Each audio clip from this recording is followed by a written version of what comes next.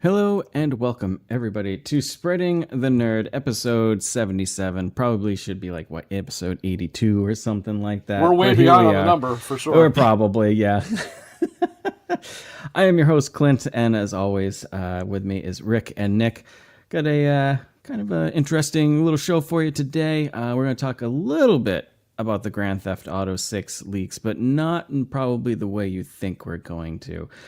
So talk about a little about that. I think we're gonna all argue about Spider-Man, and by argue, I think it's gonna be me and Nick versus Rick. But also, what we've been playing. I've got my hill to die on, boys.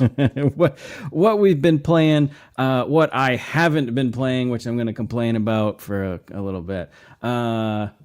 And I think that, whatever shenanigans we get up to, as usual, per the show. On that note, Nick, let's go with you. What have you been playing or doing this week? Anything? Welcome back to the show, by the way. Any camping advice? We missed you. Kids. We missed you. It's awful. It is awful. They just complain about everything. They want to go home early because we're away from accessible chargers where they can just lay in bed, I guess, and just sit on their phones all day. And they don't want to help take care, pack up camp, or do anything really. Other than that, just go out, enjoy some nature. I was actually really cool. Okay, this is crazy. My wife and I were talking about this early this week. I don't know if it's the same way for you guys, but like here in Michigan, it's weird. Like we never see fireflies anymore. I used to see a shitload a couple days ago. Actually. All the time as a kid. But they are less than they're definitely less. Like up north, at Northern Maine as a kid, every night, everywhere. Yeah. Where I'm in New Hampshire now, I'm still out in the country type of thing. Every now and then I see them, but it's not often. It's not like, and I've heard that from multiple people too. It's just like, where the hell did the fireflies go?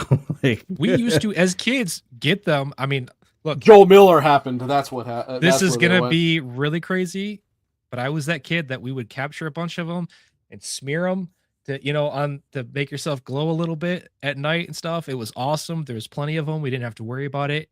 And maybe that's what contributed to the issue, but it was crazy. We were out camping and I lost my mind because I saw like two or three. No, wait a minute. Did you say you smeared them on you? Is that what you said? Yes. You never did that as a kid? No, I'm not evil. I don't think bioluminescence I would works capture that way, them. I would capture them. It doesn't last real long, but you could actually take the back end and smear it, and it would actually glow for a little bit. Like war paint out there as kids. Yeah, basically, yeah. I like it. I mean, hey, look, you guys, all the guys like, oh, I captured him. I put him in my little jar by my bed. Well, guess what? You killed him too. Mine was just a lot quicker. Okay, they didn't asphyxiate. They just got smushed. And some people pay good money for that. Okay, I just didn't use my feet. Maybe next time I'll use my feet and it'll be more humane. I don't know. No, I don't think I ever smeared them. I did capture them in like nets, and you'd put them in a little bug plastic thing, and you'd run around. But yeah, I had like a 5-acre field, so it was like stars out there. It was awesome. But yeah, that was back in the day. Probably not like that anymore up there. Besides smearing bugs on yourself, what else did you get up to, Nick? Man, I came back to work and I was like, what am I even doing? I need a vacation from my vacation, as it always goes. Yeah. Always do. It goes back way too quick. And other than that, just been playing some good games. It's been a great time for some releases right now. And we're really starting to get into the heyday. Yep. Things to come. That it is. Have you been playing anything? Yes. Are we going to just jump right into it? We'll do. Whatever you've been up to, and then kind of like what you've been playing. I would have loved to have talked about Mortal Shell with you, but yeah. So you can talk all about that, and I'll just fester over here.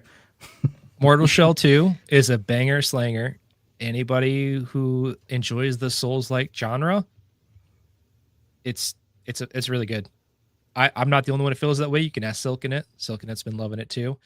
He's actually got to play it more than me. I've been streaming it, and I hate myself for streaming it. The reason being, like last night, I'm like, oh, I really want to play. And I was like, I can't though. Like, I can't right now. And then I even floated the idea of like starting a second save. And like, this is my offline and this is my streams one. And yeah, Silken was giving me crap for that idea. He says, no, you can't do that. It's like doing your homework early, but it's, oh man, the different shells that they give you, the different options, like the way that they play differently. It has what drew me into, I mean, it's not quite the same, but like in Elden Ring, the idea of like exploration and finding random things. Um, they are, I won't put it up quite to the same level as that. Like they're a little samey and formulaic, but they do really good job. They punch really far above their weight. Combat is super snappy. It feels great the entire way.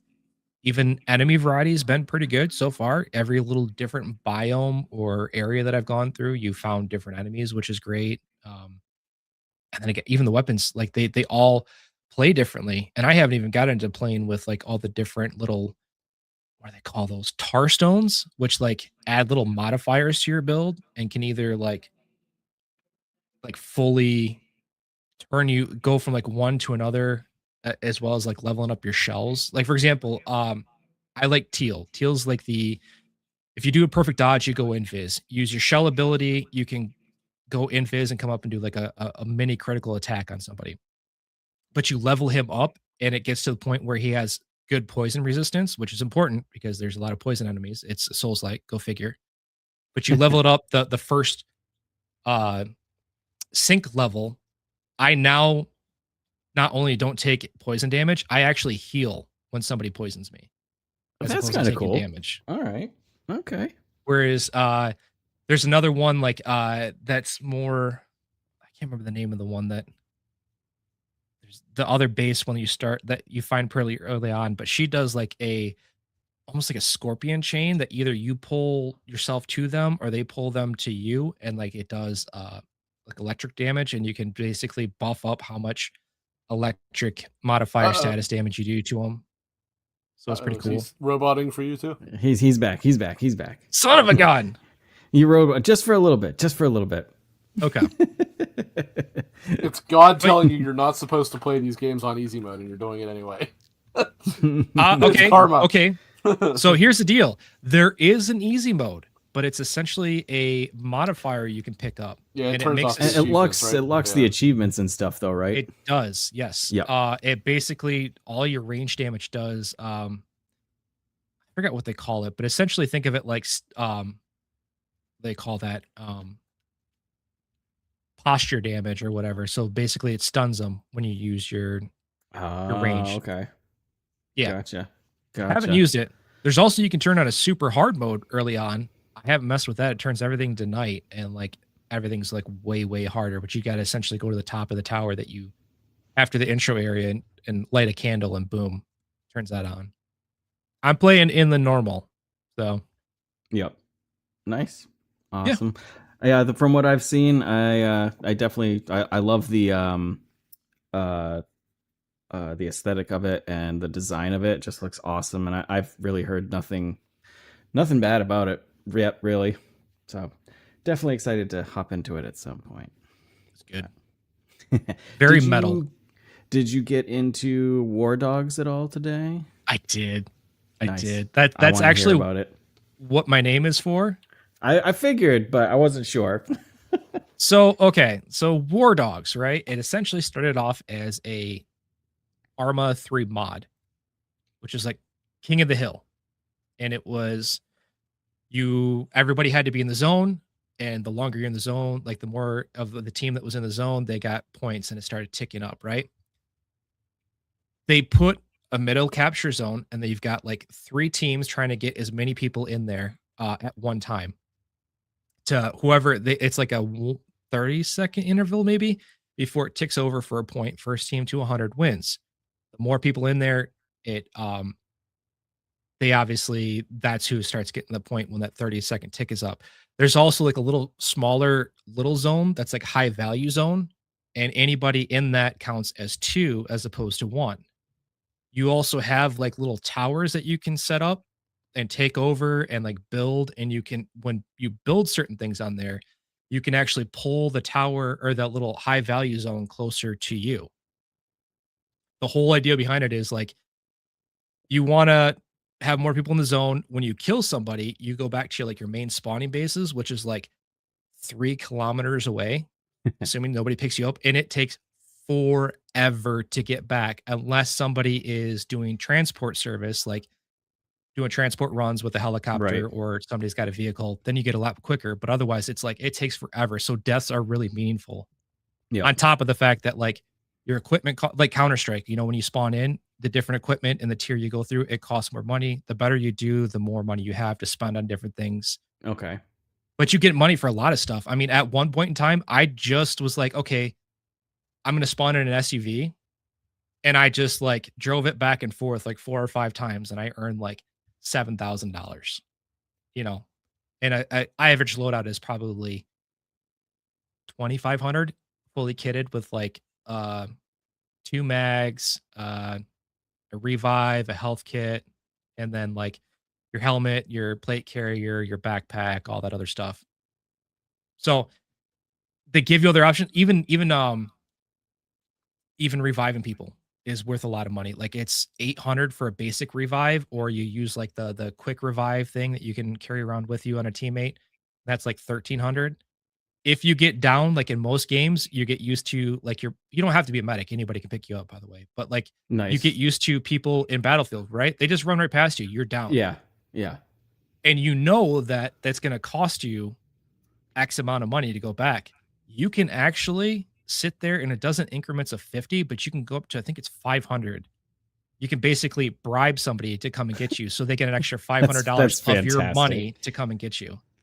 Okay. You can also, they have a tip. So let's say you're a helicopter pilot. He's freaking awesome and he does a hell of a job dropping you off. You can put extra of your own money on top of the money he earns as a tip for like doing a really good job. Fucking tipping culture has gotten so bad it's now in the fucking game. That sounds actually pretty awesome. Oh my god. It's awesome, but it is very, very slow, very, very methodical. Like I went in there and it's like half the time, like I was trying to play it like Battlefield, and you cannot. I was going to say, because the previews I've seen, it's very like fast paced, like Battlefield. So you die quick. So I think Battlefield like hardcore mode. There's no hit markers. All you get is the sound, so to know that you hit somebody. And there's a very distinct sound from when you kill somebody as opposed to when you just actually hit them. If you get a headshot, they can still be revived, but they don't see you on the kill cam, so they have no idea where you're at. So headshots are important. It's really, really good. I suck. I'm dying left and right. I'm sucking like crazy, but I'm finding ways to contribute so I have money and get unlocks. But yeah, I'm excited to jump in more. I think right now it shows I have 3 hours. Okay, so you've got a decent amount. Or that was that you waiting in a queue. I honestly, I complained about it, and I was in queue for maybe 5 minutes, and all of a sudden, and then you got it. Like, Nice. I'm in. I'm like, oh snap, okay, nice. Yeah. That's awesome. It's definitely it's on my list for sure. I for some reason I thought I had the beta, but I do not. Which that's fine. That's fine. I just plan on getting it when it comes out anyway. So. I think, well, here's the thing. I know you feel a certain way about early access. On the 10th, it comes on early access, and it's going to sit there, they figure, for 2 years before they plan to do a full release. Oh, that's right. Because this version that's coming out is supposed to be like kind of like an early access release, isn't it? And it is. And they're going to, instead of giving you like a roadmap of like, these are the things we're going to add, they're treating it more like almost like a public test server the entire time. They're like, hey, we're playing with these different things and seeing how this feels. Here we go. This is what it's going to be live for the weekend. Go try it out. And then we kind of decide if that's what we want to go with the design philosophy or pull it back or whatnot. So, but yeah, it's really good. Really good time. I think it'd be really fun. The other really cool thing is like when you jump in with a friend, your squad size is unlimited. So unlike Battlefield, where you get stuck with only 4 people, if you have 6 or 7, guess what? You're good. That's cool. All right. That's nice. I like that. Anything else? Anything that No, you've been watching or anything at all? Anything you Reacher. want to? Jack Reacher. I gotta watch that in general. I haven't seen any Reacher. I know New there's a few season people came I in saw our out. the movie. community that The like the it. movie was good. The show is excellent. Excellent. All And I it's said is the movie is good. I didn't say it was better or worse. I didn't say that either. I'm just saying. I think um, that knowing, because my wife was like a big fan of the source material, and Mhm. like he is way closer to what Reacher's supposed to be as opposed to what we got with Tom Cruise. Not to say that Tom Gotcha. Cruise isn't a great actor, but Yeah, just the physique character type of thing. the 6 foot, I think it was actually Alan Richardson complained because he was a little bit too short for what they actually Oh wanted. Jesus! He's like 6'3", and they're looking for a 6'5". Good lord! But yeah, But in the show, do they have an assassin on the Fort Pitt Bridge shooting at PNC Park? Because they do in the movie. The beginning No. part is Pittsburgh. nice. No, they haven't gone to Pittsburgh. They're in Yeah. right now. They're in like Jersey and Washington. No, Philadelphia and Washington is where they're playing around right now. Yeah, I did see. I've seen the movie, but I haven't seen any of the series at all. Yeah, it's so good. All. It's so good that they're spawning off the whole Neely spinoff, which is Neely's one of his somebody that used to work with him in the military and kind of like helps out from time to time. She's getting her own Alright. show, which is really cool. That's cool. Nice. And that's on. Is that on Amazon? Is that Amazon Prime. Okay. Yep. All right. Good to know. There's so many shows I have to watch. There's so many shows. Oh, yeah. Speaking of the Reacher, because it's kind of like agent or whatever type of thing. There's a show, I think it's on Paramount, I need to watch, because I know a few weeks ago or maybe like a month ago we were all talking about Michael Fassbender on here and how we all are a big fan. There's he has a like a CIA secret agent show on Paramount that I didn't know about, and he plays like a spy, and I was like, I need to watch this. It just had its second season. I was like, yeah, it's called The Agency. I was like, I really need to watch this. So that's added to the list too. I got some people in chat silking it. Baldwin's in here. Red Beast just joined. Thanks for everybody popping in. Thank you. Anything else, Nick, before we move on? No, I think I've talked quite a bit and monopolized everyone's time here. No, you're fine. You're good. Let you guys have share our a little moments. Thank you. Rick, what about you, sir? What have you been up to? What have you been playing? What have you been watching? So, since I didn't get to, give my intro today, we skipped straight to Nick and then straight to what Nick was playing. Well, were we supposed to have an intro? Well, did we agree on something? You know what I'm saying, and Nick knows exactly what I'm saying, because that's what Nick was like, oh, are we going straight into that? Oh. Yeah. Go right ahead. Switched it up. You know what? Yeah. Sometimes the variety is the spice of life. That's fine. That's fine. Yeah. Sometimes I just want to see the back of your head, not, look in the eyes. All right. I'm going to leave that how it was, but okay. Jesus. Anyway. So I have probably two things I would like to discuss. You can probably take a wild guess at one. The other, actually, I should have talked about last week, and I forgot to. And that is the Mafia the Old Country DLC, Man of Honor. I may not have even played it yet by the time we did the show last week, which might have been why. I can't remember. I did play one of the... It's two new missions, or 2 new chapters, I guess you want to call it. Maybe it's 3. I think it's just 2, though. And the way it's set up is kind of neat, because if you just play the game, from the start or whatever, you can actually have this integrated directly into the campaign. But being as this game came out a year ago, obviously many of us have finished it, because it's not the longest game. It does give you the option to just jump straight into the Man of Honor things, because it calls it like, the game is structured as like chapter 1, 2, 3, 4, but then it has like 1 or 2 like intermissions. It categorizes this as an intermission. And so it's kind of weird to play it by itself, because it takes place don't want to say early, but maybe like a third or so of the way into the story.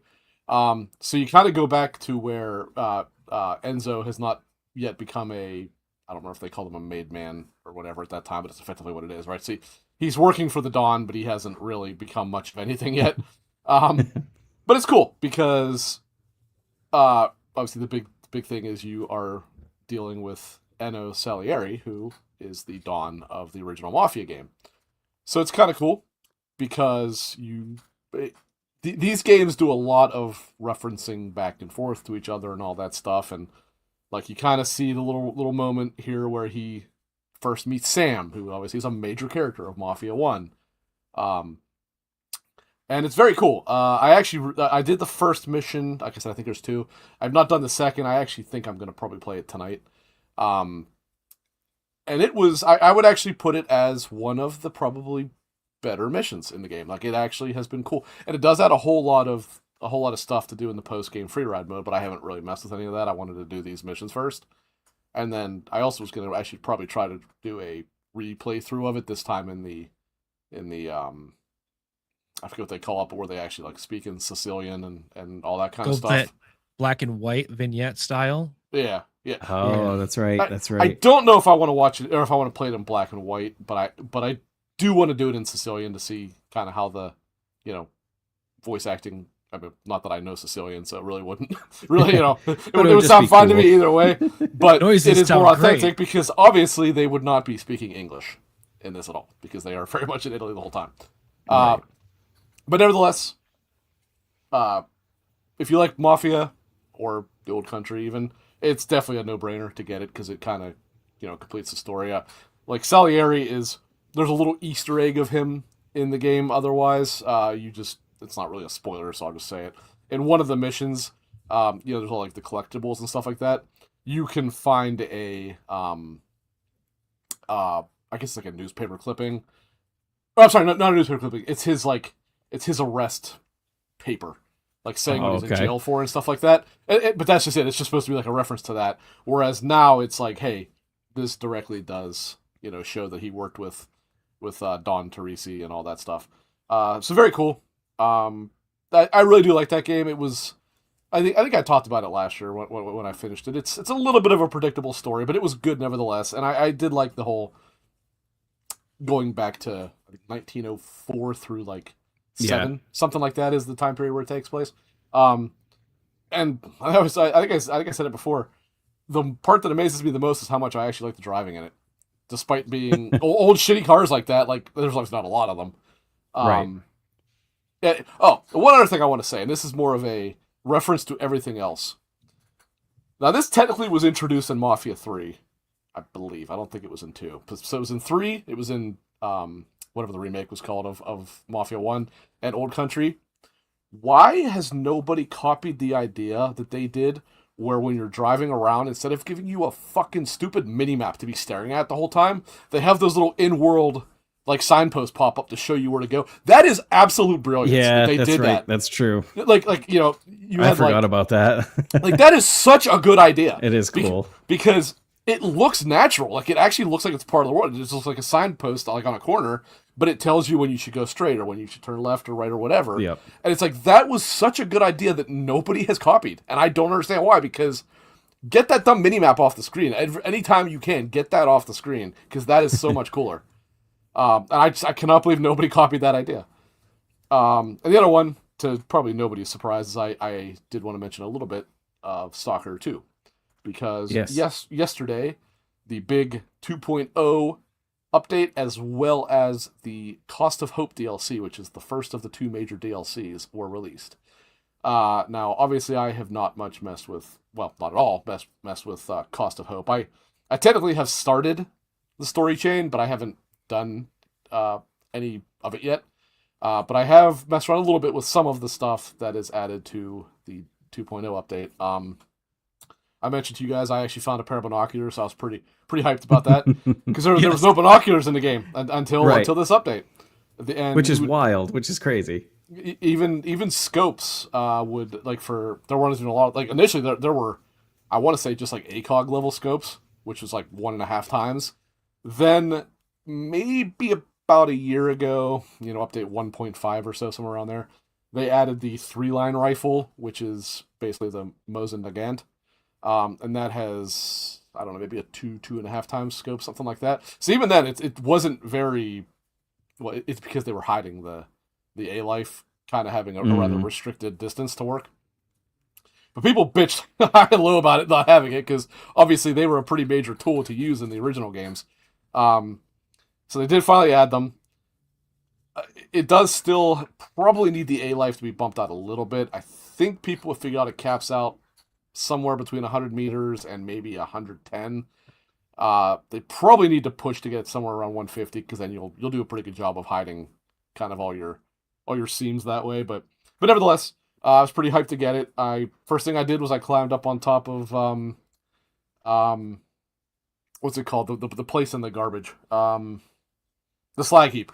Climbed up on top of the slag heap and looked straight at the Chernobyl nuclear power plant, and I was like, nice.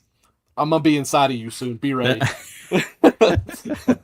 Actually, probably not, because I assume that's probably a later part of it. The Iron Forest, I imagine, probably comes before that, which, for those who don't know, going to the Iron Forest and the power plant are the new locations in Cost of Hope. Okay. Which, call me crazy, but I think the power plant alone is reason enough to get the DLC. Because, holy crap, do I want to explore the power plant. Oh, for sure. Definitely. Which is weird, because all the games that take place in Chernobyl, you almost never do go into the power plant. And I know a lot of it's because the Ukrainian government typically does not let anyone have, like, plans of it and stuff like that, whereas they can map the actual exclusion zone, but they can't really map the power plant, having not been inside of it. so I do understand that, but it's a shame, because it's like, it would be awesome to kind of like wander through those haunted halls, or not haunted, but empty halls and stuff like that, Yeah. But either way, so a few things that I've picked up on. So first thing I'll talk now. I'm playing on PC. Because there's no question the PC version is just... I've not played the PS5 version on Pro, but I have... And I'm sure it's very good. I have no doubt the PC version probably just much, much better in every way. So yeah, I it's cannot... just one of those games. I have not re-downloaded on my Xbox, so I cannot compare that. I'm going strictly off of PC. In terms of performance, it actually was pretty well optimized as of the 1.9 update. But it is slightly better now, somewhere around maybe 5 to 10% increase. It's not a lot, because they did migrate it to a newer version of Unreal Engine 5. It's the 5.4.4 version, if I remember correctly. So it's not even the newest version, because they're on like 5.6 now. But it has helped a little bit with so not performance in terms of the frame rate, but in terms of how smoothly it's streaming data, because even running at 120 frames a second, it would still have the occasional stutter, because that's what Unreal Engine 5 does, especially in an open environment. It is much smoother now. It does not stutter nearly as much. So on my PC, which again is a pretty high-end PC for sure, but now I've not been to like raw stock. I know raw stock is an area where typically the frames get hit hardest, but I'm usually hovering anywhere between, depending how busy it is, 85 to usually 100 frames. So I mean, I'm doing pretty good. And that's without frame gen. I have everything completely maxed with no frame gen, and that's on 1440p. What? That's pretty good. Oh yeah, yeah. With no frame gen, yeah. The frame gen doesn't actually do a ton here, which again I think might be an Unreal Engine 5 thing, because I've not noticed a lot of great bumps in frame gen when I tried on UE5 games, but that also depends on how it's implemented. But anyway, so I've not obviously encountered any of the new weapons. There's, I believe, 4 new weapons and something like 3 new kinds of scopes, but I think they're a little bit later level, or probably find them in the Iron Forest and stuff like that, which I have not yet gone to. But if you watched any of the trailer about the 2.0 update, they really redid like the vegetation and stuff like that to this, and it is immediately noticeable. If you've put any amount of time into the game prior to this update and now this update, you can see it right away. The vegetation is significantly denser.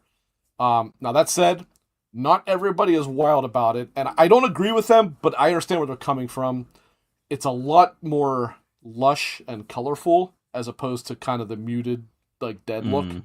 So I mean, Okay. it's not The Last of Us in terms of being bright green and all that stuff, but it definitely does have a different appearance to it. It looks a little brighter, a little more colorful than it did before. However, the upside that I think almost everyone can agree with is the lighting is much better now.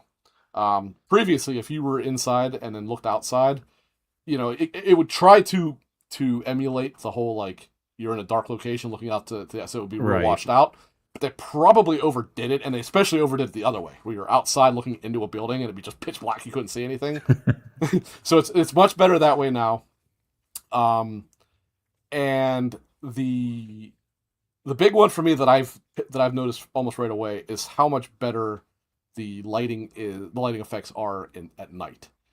Because before, so it always was kind of weird. Like your flashlight always seemed like you were pissing into the ocean, if you will. Like it would be like this little tiny light, and it wouldn't light up much. And that's still kind of the case when you're out in the outdoors or whatever. But it is more noticeable where it's happening. The big thing that I noticed was in one point, I believe it was 7, is when they added the night vision goggles. And I do have a pair of them in the game. I kind of couldn't wrap my hand around what the point of them was, because they wouldn't really light it up enough. Like, obviously, night vision goggles don't just create light like everybody seems to think they do, but they still should enhance what little light there is. And if you were looking at something without your flashlight, and could see kind of the outline of grass or whatever, you'd put on the goggles, and it would just kind of be green. Like, it wouldn't be more noticeable, right? Now bear in mind, I am using, like, I think there's 3 different kinds of night vision goggles. I'm using the lowest end version. Like, they have like a narrow vision, and it's all fucking grainy and shit. But nevertheless, it still should have done something. Now I do notice an actual difference where, like, maybe I can't make out much in the way of details in like midnight or whatever. But if I put the goggles on, it's still dark, but I can make out a lot more detail. So I could see where going through like a building where I don't want to use my flashlight because maybe some guards or something like that would see it. I could see now where it would actually come into play. And the other probably biggest thing, and this is very cool. I'm glad they did this. When they added that night vision update, they added, because of when you're using the night vision goggles, offset aiming, which is like what do you call it? Like cantering, I guess is what the actual term for it. Canter However, sights or whatever. Well, not cantered sights. You would just hold it cantered because. Oh, I see what you're saying. Oh, yep. But the big thing was if you would get a scope for your gun that was, I forget the term, but think of like a red dot sight to put on like your MP5. Yep. That you can use to the night vision goggles. You just can't really aim down sights and like use like a regular scope. You can't use those. But the cantered aiming, or offset aiming is actually what they call it, was only usable with night vision goggles on, which is kind of dumb because there is a reason why like police forces and stuff like that do use that, right? So they did add the ability to finally do that with any gun at any time now, which is a good change. So I've kind of talked enough about it here, but so far from what I've seen, very, very good update. There's some other changes that they called out that I have not encountered yet myself, including obviously some later stuff. But so far, very impressive update. I do believe if you are interested in Stalker 2 but have not jumped in, now is the time to do it. I think they've got the game to where they probably wanted it to be when it launched in 24, I believe. I believe it was November of 24. Was it 24? I think it's been almost 2 years. Yeah, I think it's been almost 2 years. Because remember, it was a year before the PlayStation version came out. So you're probably. Yeah, and I think the PlayStation version came out with the 1.8 update, something like that. So it's been almost 2 years. November 20th, 2024. That's wild. Jesus, it does not feel like 2 years. Well, not quite 2 years, but we're close to it. But yeah, I definitely can strongly suggest PC. Again, I cannot report on console performance. I do not know how that is. But although I did hear last time, as of the last update, that actually it did run pretty well. So nice. I do think if you're interested and have not played, now is a good time to jump in. It's a really, really good game. Awesome. That's still on Game Pass Is It it? is not. No, it is not. Okay. All right. It left Game Pass around the same time the 1.9 update came out, I believe. All right. Okay. I do. You gifted that to me, and I played a little bit of it, so I need to get back into it at some point.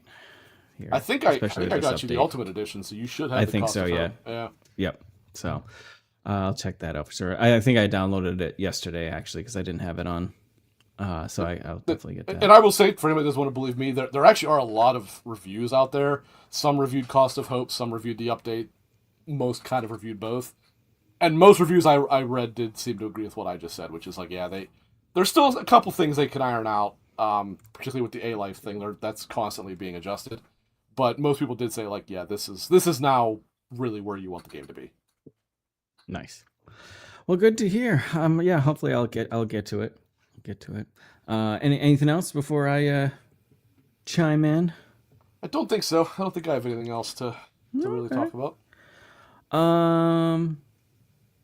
I didn't play much because I had ordered Mortal Shells 2, a fancy Steelbook edition, and it still hasn't shipped. A label has been made, but it has not been shipped yet. Not really. Sounds like the work of happy about Sony leadership. They're undermining it. Yeah, I'm not really happy about it because I was like I was looking forward to it. And then I started hearing talk and reviews and then people playing it and then Nick was playing it and I was like, Squidward looking down at SpongeBob and Patrick having fun and I was like, I'm not having fun. I was so mad. I was like furious. I did try to warn you not to get your hopes up because I told you, I was like, you're not going to have that on release date. Well, I figured at least ship it by release date, but now the label is made and it still hasn't shipped. It is wild they haven't shipped it yet because they're usually not this long. I'm probably going to, and VGP for me has been really good. So this is the first time I've had problems with them. But then again, I don't know if when I put the order in for it, if it was at the tail end and it was like the last and they oversold or something. I don't know. Cause they did put out a thing saying like, hey, this is limited copies. We'll see what happens. They said that it would, have a second batch come in, but who the hell knows when that's going to be. So I'll contact them tomorrow if it hasn't moved because I want to play it. Honestly, message them on Twitter. They're actually very, very quick to answer. Yeah. I think I have. I think I'm following them on Twitter. So I haven't been playing Mortal Shell. Sadly, I really wanted to play that. The typical World of Warcraft new season came out, so I've been playing that with everybody. The guild had a really good fun night with them last night on that actually. But I've been playing a lot of Battlefield 6 because the new season, or not the Top Gun update came out, which adds a few of the planes from Top Gun as well as skins, whatever skins. I don't really care about that. However, the jet that's in it is a two-seater. So one person flies and they can also shoot weapons, but then the second person in the seat literally has like almost 360 view that you can just pan around and you have access to flares, heat-seeking missiles. They're the gunner then? Yeah, and it's so cool being in the gunner and not having to worry about flying at the same time. So it's just, you can look for tanks on the ground to bomb, the flares, the heat seekers, but the person that's piloting also can shoot like guns, like the bullets there. And I think they have, because I haven't flown it, I'm pretty sure they have access to flares as well, and heat seekers. So that's pretty cool. I was having fun with that. But they also have the new Wake Island map. I've been playing Battlefield since 1942, so I've been a huge Wake Island map fan for ages, and I think this is one of the best iterations they have because every game they kind of mix it up with new buildings on it or something. This one has a shit ton of zip lines all over it because there is a middle section that's now just like a cargo ship that's exploded. So there's like cargo containers and half a ship sticking out of the water. And pretty much all the points around the Wake Island has zip lines going into this center. So it's just a bunch of guys on zip lines going in there, as well as gunner boats. It's pretty much chaos. That was in the 1943 version, wasn't it? I don't know. I didn't play a lot of 1943, but I thought I remembered something like that. I'm not sure. It might have. I didn't play it much either because that was only on Xbox, right? Like, wasn't it like locked to Xbox? I thought it was on PC also. 360. It might have been, but I thought it was like like a semi remake of 1942. Yeah, it was just like a couple maps. Yeah. But yeah, and then the points themselves have some bunkers on them, underground walkways and roads. It's very chaotic with all the ships and zip lines and stuff. I think they did a really good job. But carrier mode is also back, which was from like Battlefield 2142, and there was another Battlefield that had carrier mode, but I can't remember. Maybe 3 or 4. 4 did. Yeah, 4. So you have you're a carrier, an enemy carrier, and then like a conquest map in the middle. And when you take over points, they have rockets that shoot at the carrier. Once the carrier loses enough life, you can start boarding the carrier with planes, helicopters, boats, and try to set off. It's almost like a rush mode mixed with conquest almost. They also had, I forget what it was called, but they had something like that in one of the Battlefronts as well. Yes, like there was like a Star Wars. It was like a Star Cruiser or whatever. Yeah, you would board like the Galactic, yes, you had to destroy their shield generators, and then there was something else you had to blow up in there. Yeah. Yep. Yeah. So it's a lot like that. It's just super fun. The only thing, and I'm sure they're going to change this. I don't know how it got through playtesting, but even before the carrier has been opened up by rocket barrages, you can land or swim to the enemy carrier and just get on top of the carrier, and spawn camping is ridiculous. Yeah. People will get up in the tower of the carrier and like shoot rockets as soon as jets spawn with people in them, or helicopters, or lay landmines down and stuff. So while it's kind of funny for 10 minutes, and then as you're getting killed, you're like, okay, this isn't funny anymore. So I think they are hot fixing it so you can't get on the carrier at all. It's like out of bounds until enough rocket damage has been done that it's open, type of thing. So that's been kind of a pain, but other than that, super fun. I freaking love Battlefield. They've really been putting in a lot of work and fixing it well. The skins, it seems like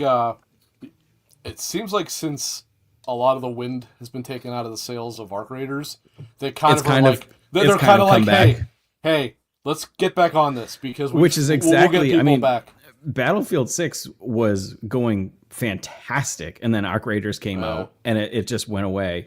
Yeah. And now I was kind of thinking of it, I was like, Battlefield 6 is kind of gaining momentum again, but then here comes War Dogs like sneaking up in the background, and I was like, is the same thing going to happen again? Like, War Dogs is only PC though, isn't it? It is only PC. Yeah, so it's not going to be anywhere near as big. Yeah, and from what Nick just said, it doesn't seem as chaotic as like Battlefield. So I think it's kind of different, or it has the or same not as elements. fast paced type of thing. It's like if you took Battlefield but put Milsim with it. Mm-hmm.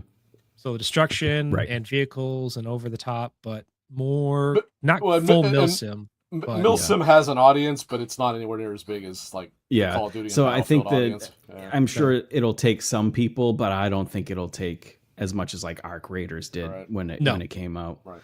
No.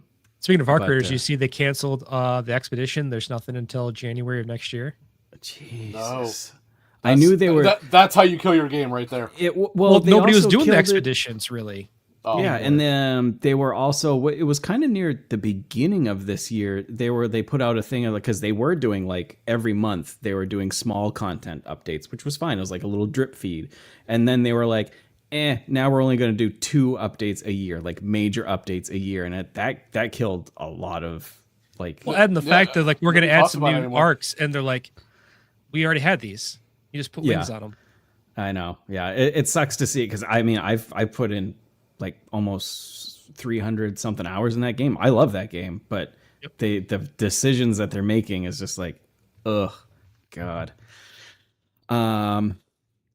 I did pick up 1000 Resist X, I think is the full title, which Silk in it will be happy I picked it up, but yeah, but he might badmouth you for saying the name wrong. I probably said it wrong. Isn't it 1000X? Whatever the other thing, whatever the hell. Isn't it Resist? Isn't it? Yeah, 1000X Resist. Yeah. I think that's what it is. Yes. So, I've only played, probably about 40 minutes. I like it. It's very story driven, of course. I like the style of it, the story.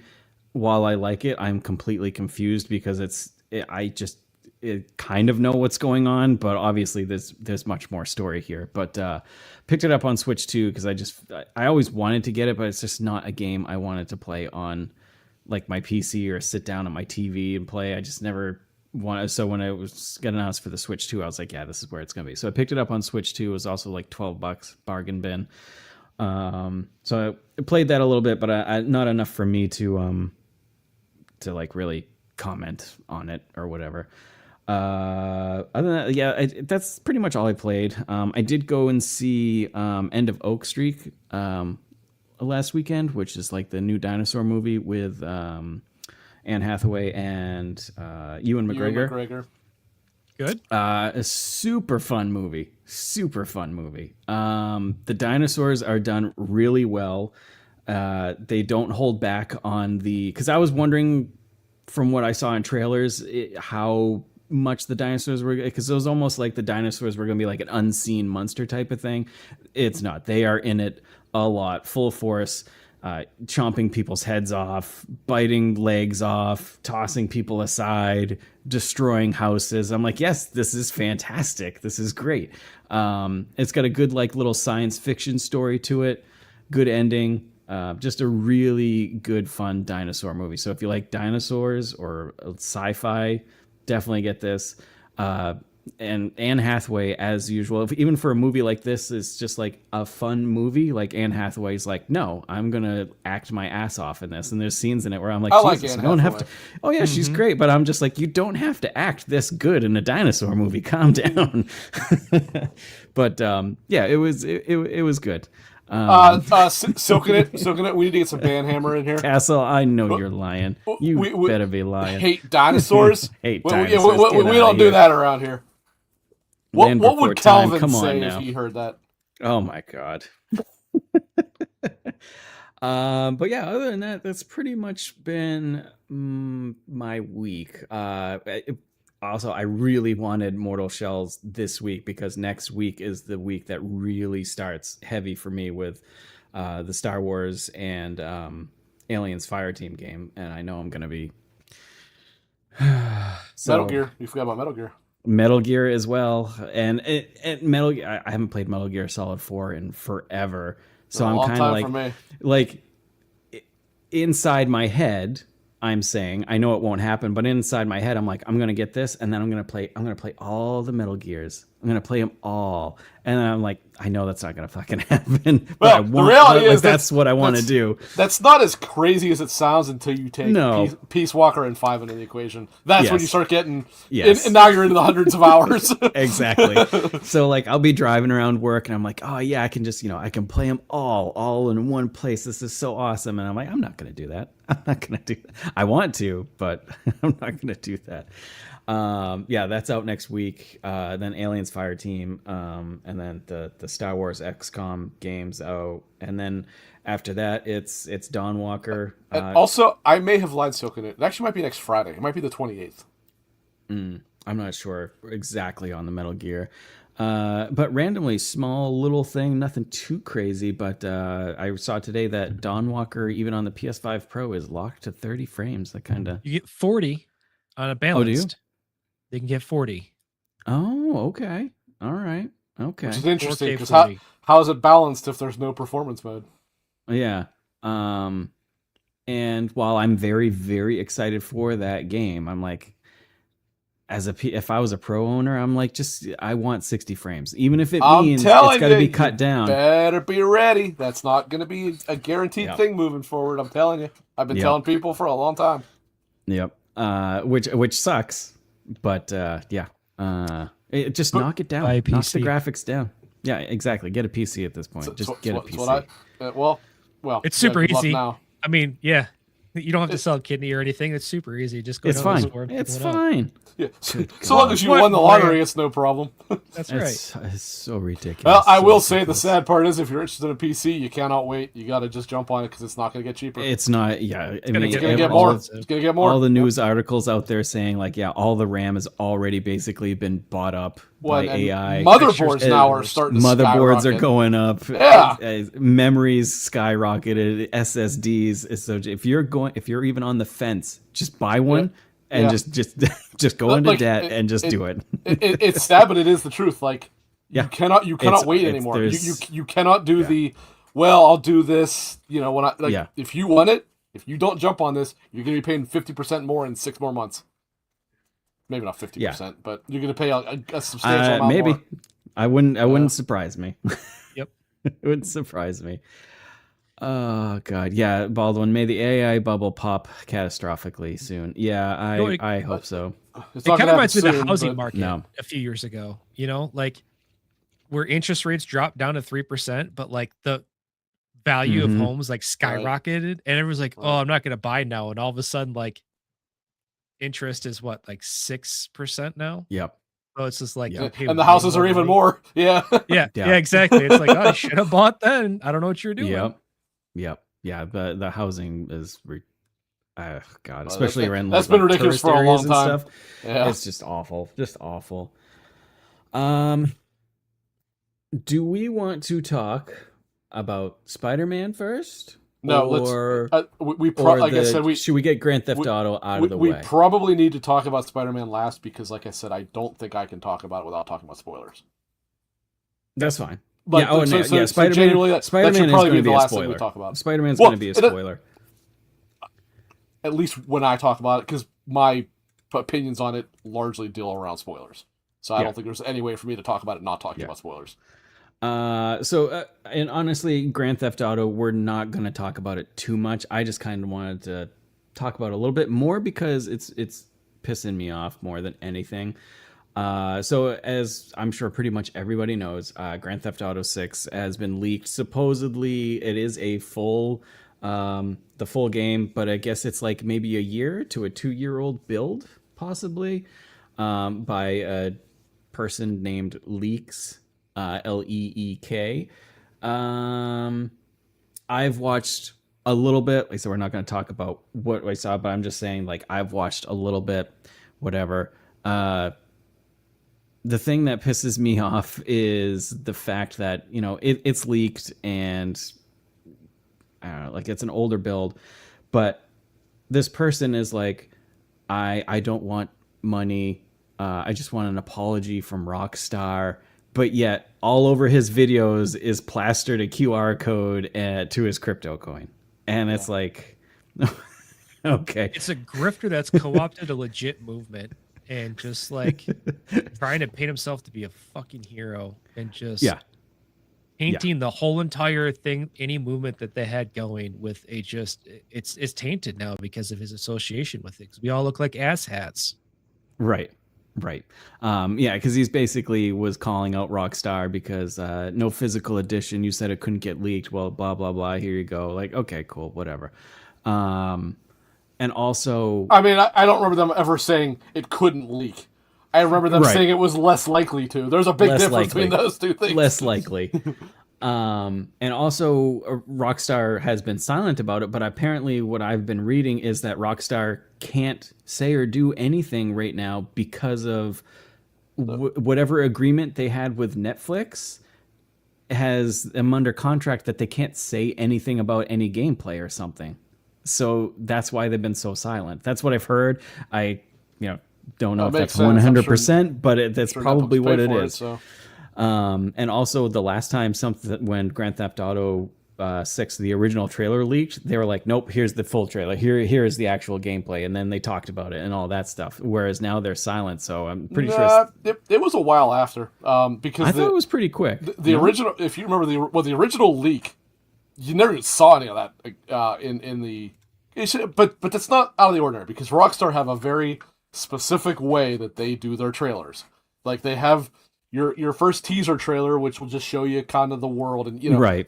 they'll intentionally put a whole bunch of little things in there for you to pick up on in terms of how the world's going to function, all that. But you never like, I mean, you're seeing in game because they don't use like CG, but you're not seeing the game being played. You're seeing like an overview or whatever. Then they'll eventually get to showing like a 15 or 20-minute gameplay thing, which is what we got coming up here in, I guess, another week or so. 27th, I think. Yeah. Yeah. The thing that originally leaked with GTA 6 was like super like raw data. Like it was her like going into like a convenience store to, I think she robbed it, but most of the textures weren't even in place yet. Like it was pretty like flat textures and all that stuff, but you could see the animations, you could see the general idea. Then when they showed their first original trailer, it was that one that was, what was it, last summer maybe, where they, kind of showed that it was, going to really riff on the modern stupidity of Right. internet Florida. culture and all that stuff, and Florida Yeah. too, right? So yeah, what was in that original leak? Like, I don't think there was even a single frame of it that was in the original trailer. Well, Yeah. wasn't that original leak from the people that were trying to like get, was it millions of dollars from? They were Yeah, trying to it get was- like, yeah. Was it Lizard Squad that did it the first time? I Yeah. think so. I think it and was. they were trying to get like a lot of money. And I remember then- seeing some people that were like, "Oh, this looks really rough." It's like, you fucking think. It's like it's not even close to done. You fucking think it looks rough. It wasn't the guy that whatever, was it still Lizard Squad that leaked the financials reporting too? And that I'm was not they were sure trying to about ransom that. But I remember they were wouldn't- ransoming, and then they said, "Yeah, we don't care. Go ahead." And they just Yeah, why would they even care about that at all? Who cares? Yeah. Who cares? Probably the thing that pisses me off the most about this, though, is the fact that yes, he's leaked some footage. He has footage of him like shooting a wall with his name, so obviously it's there. Right. But TikTok, Instagram, YouTube Shorts they're taking the leaked footage and running it through like an AI video generator, which turns the footage into longer, but it makes it into like an AI footage. And people are in the comments like, "Oh, this looks like shit. I don't know why they're doing this." Or some people will just be making straight up AI generated videos of like people on jet skis, and oh, this looks terrible. This looks that, and so many people are like, "Yeah, this looks like crap," and blah blah. It's like, how can you not tell this is AI? The amazing part, outside of that, the amazing part is, why don't you just fucking wait for a week and see what it actually looks like? Right. Well, you know Right. what? That's honestly not surprising because like you'll see shorts of that is clearly AI. It is tagged AI generated content. All right. It has a Yeah. fucking AI watermark, Yes. and people still Yeah. believe it in the comments. Yeah. You're like, Yep. And now, so We are this so Leeks screwed. guy is trying to make it like, "Oh yeah, I've done a good thing." In all honesty, he's done a terrible thing because I've done a now- good thing now. Donate to me. Yeah. Yeah, donate to me. And also, he's like, for some people, he's like killed the idea of how good the game looks and stuff. But like Rick said, wait a week and just Well, just watch it. Even if they're that terminally online that they're watching this shit on TikTok, they're gonna watch this trailer and go, "Huh, that doesn't look like what I thought." Yeah, yeah, Now that said, they're gonna go, "I wonder if Rockstar's lying." yeah. That's probably fake. Fake. The person that was trying to fucking get some views, they weren't the one lying. It would have been Rockstar. But like no. Going back to what like Nick said, it is wild how it can be tagged AI. It can have like the mark on it, and I'll have people at work that are a little bit older than me, yes, but they'll send me links of like, "Oh man, this is so funny," and it'll be like of a guy on a bench and he like farts next to a girl, and the girl like smacks him, and the guy like falls through the bench, like through it, and he's like, "Oh, this is so hilarious. Oh man, and I'm like, dude, like it's clearly fake, like, and you just. When I'm inside my bubble and I'm on social media and I'm like, you can easily tell, and I'm like, holy shit, there's a lot of people that don't know, and I'm like, this is really scary. or they get into these skits that are clearly skits that are made up for comedy, and they're like the ring footage ones that you see a million of like a kid and a dad doing stupid shit, and they're like, "Isn't that so funny? That's a great dad, haha." And I'm like, It's fake. It's clearly set fake. up. It's clearly. Come on. So it didn't really want to bring light to what we saw or anything, because like I said, it's an older build, so who knows what's carrying over, what isn't carrying over. It's more of the fact that like it's just stupid. And the fact that he's got his QR code all over it, buy my crypto. Supposedly he's made like 50 grand on crypto from this, which... What fucking moron would donate for doing this? Because even, he's actually... Even if you believe this. Believe the AI bullshit that even if you believe this, why would you donate to this? Because he's a hero fighting for what we want. Yep. Supposedly. And that's but now I believe Rockstar has put in a they've subpoenaed Microsoft and Discord. Which and now Discord, to be fair, I'm guessing now Discord probably would try to fight back. My guess is Microsoft would probably not try to fight back against this because it's hurting them too. It's this legally makes them required to do what they have to do. The big thing will be, I didn't read much on it, but I vaguely read some stuff. I guess the big thing will be if they're able to pinpoint where this is coming from, and they probably will be able to do it. They can they can subpoena whatever crypto coin this is. Oh yeah, that they will be legally required to tell them. I mean, depending what country they're based out of, I guess, but they'll be legally required to tell them who owns that account. This guy's gonna be fucked. Like, he better be prepared. Oh yeah, he is going to be millions and millions and millions of dollars in debt, unless he is a very wealthy man already. But I doubt it. Oh, so okay. yeah, that's it with that. And I see Soken said Microsoft already said they would help, which I figured, because this is screwing them too. Oh yeah, yep, it's screwing everybody. And then, but yeah, it's going to be out next week. The video, it is on Netflix first, but I think it's 6 hours later it'll be up on YouTube. So if you don't have a Netflix account, but yeah, it's just wait for this. And like I said, it's probably like a couple-year-old build. Just wait. Like, even if, I mean, I am very interested in GTA 6. I have no interest in going out and seeing what this guy's posted. None whatsoever. No, because it's random pieces, and yeah, you get some info of what might be going on, but it's broken pieces. Like, what's the point? And here's the thing. I understand if maybe you're, I God knows I understand not trusting the gaming industry right now. I understand if you don't like Rockstar. I understand if you don't like Grand Theft Auto. You don't like Red Dead, whatever. You cannot go back and watch a single trailer that Rockstar has ever made that was not representative of the product that they released. You can maybe say there were bugs or something like that, but you cannot say they ever bullshotted anything. You cannot say that they showed something that was going to be in the game that wasn't there, because it's always fucking there. Rockstar are legit in their trailers. They show you what they're releasing. Right. So you do not have to be afraid to watch this. Like, they're going to cheat and show something. Because what they're going to show is what it fucking is. It's they've never like lied about it, and then it releases and it's like, this isn't what was shown. Right. They've always been very good with that. Being is that we are only 3 months from the release, it's not like we're to the point where they're going to show something and then go, you know what, this isn't working, we got to take it out. Yeah. The fucking game is almost certainly content complete by now. So that's the other thing too, is that this guy supposedly has the ending. He's going to leak the ending supposedly. That's the big concern here. Yeah, that's what we're really worried about. I totally understand. Like, nobody wants to get like spoilers or anything. Last of Us 2 all over again. Oh, the Force Awakens for me. I was so mad. BioShock for me. But not the big one. Oof. Not the big one. So it didn't ruin the game. That's good. Yes. But the fact that, once again, not like a few people, but literally hundreds of people really believe that if he leaks the ending, that the game is going to get delayed. And it's like, do you think how would it get delayed? Like you said, it's 3 months out. Do you think they're going to be like, sorry, we got to rewrite the whole story now? It's like, what are you smoking? At this point, I would be willing to bet the game itself is probably completely done, and they're probably exclusively working on GTA Online at this point. Yeah, and maybe optimizing a little bit. The game itself is fucking done. Make no mistake about it.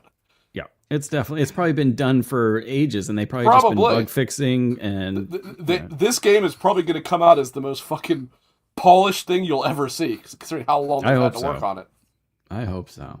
I'm trying to find this guy's manifesto, because they they actually read it out word for word because the Twitter account's been deleted, or X account or whatever. But Dan read it out in the nerd chat, and I swear to God, it sounded like the world's worst edgelord middle school. Oh God! Really? I'm deep in my feelings bullshit I have ever freaking heard, and I am so upset that I cannot find it because I deleted the Twitter account that was associated with it. Some kid. I am over here searching because I wanted to with... read it out. It is, oh my God, it is so bad, but it has Really? like keywords and phrases like, oh my God, I'm a power of the people, but I swear to God, it's a child that wrote this whole thing. Oh God, unreal. Some emo kid sitting in his house with the blinds drawn and fucking for real. I'm thinking like, Mom, the more hot written pockets on the wall. yeah, they're getting in touch with their emotional side. They're getting the eyeliner on, and black fingernails. Well, I can't say that because not everybody has black fingernails. MSI's playing no somewhere offense, in the background,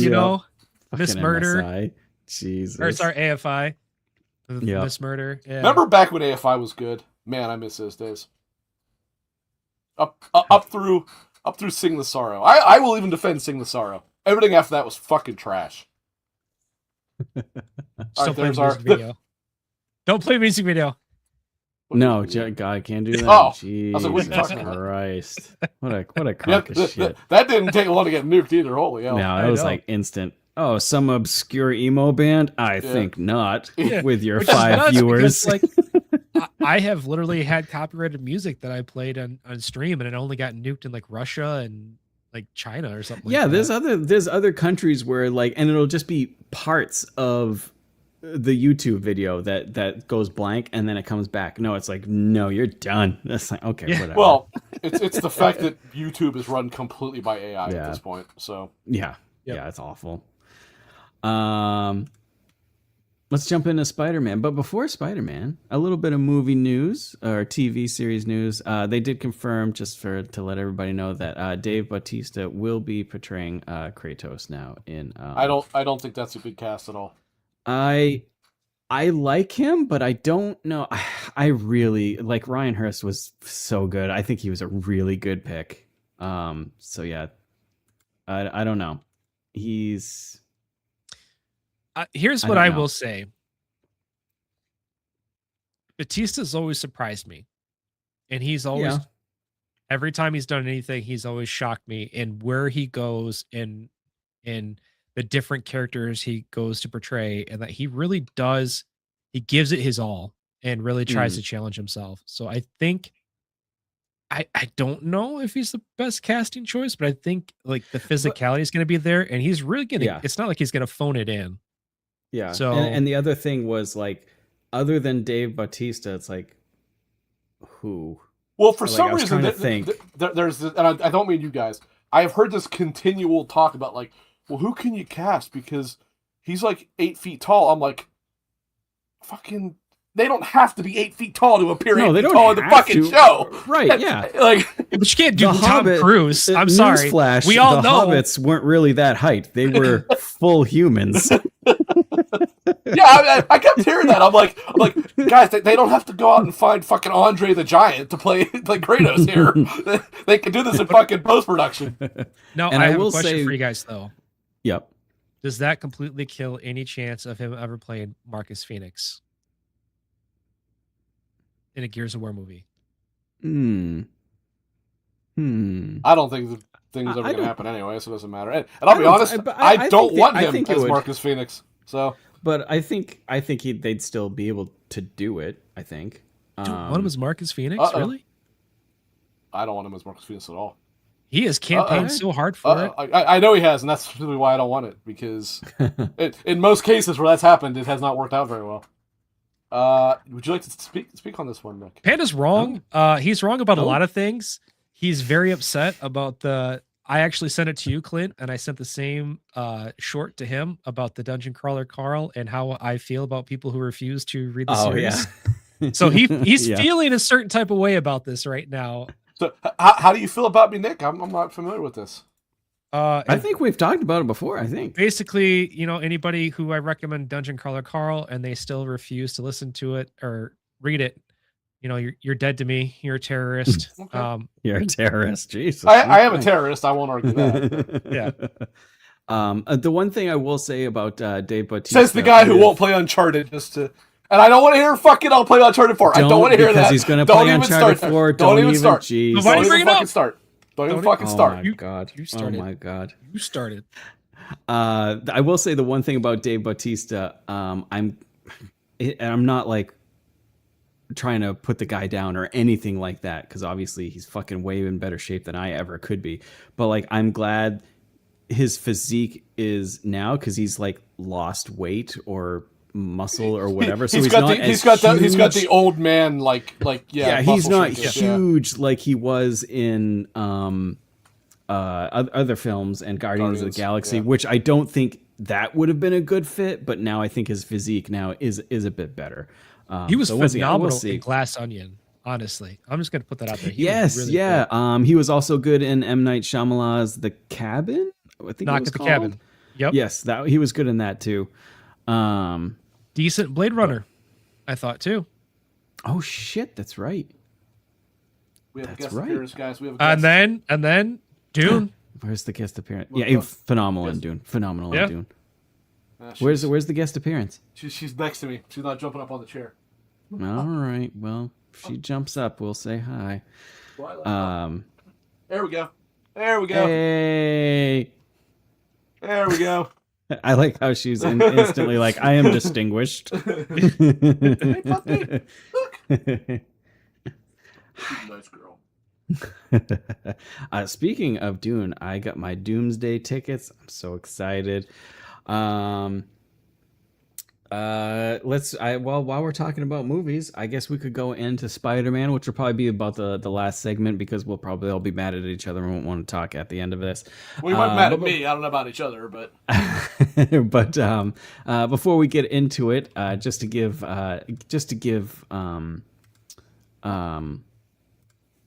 Rick some facts, or just some facts in general. Spider-Man is currently sitting at 90% on the tomato meter, 98% on the popcorn meter, and it is at this moment has earned 2.4 billion worldwide. That's a lot. That is a lot. Spider-Man's a big deal. Honestly, Spider-Man is big. Spider-Man has always been huge. Obviously, Japan, I heard. Over the last, I don't know, maybe 10, 15 years, maybe a little longer than that.